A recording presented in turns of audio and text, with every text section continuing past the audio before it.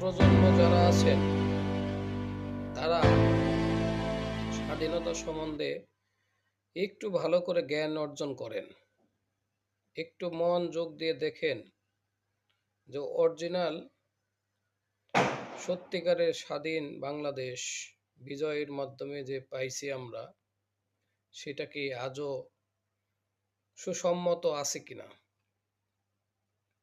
আজকে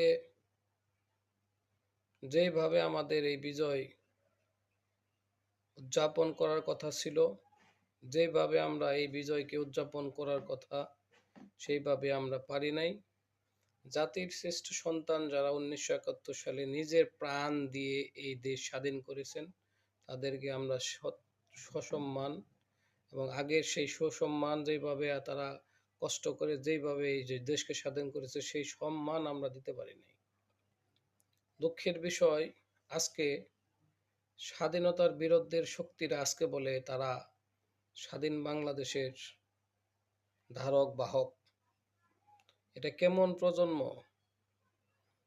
আজকে আমাদের দুঃখের সাথে বলতে হয়, আপনারা একটু বোঝার চেষ্টা করেন। আপনারা 1971 সালের যে চেতনা, মুক্তিযুদ্ধের যে চেতনা, স্বাধীন বাংলাদেশ যে চারটা স্তম্ভের মধ্যে দাঁড়িয়ে আছে, সেটাকে লালন করেন। ধর্ম ইসলাম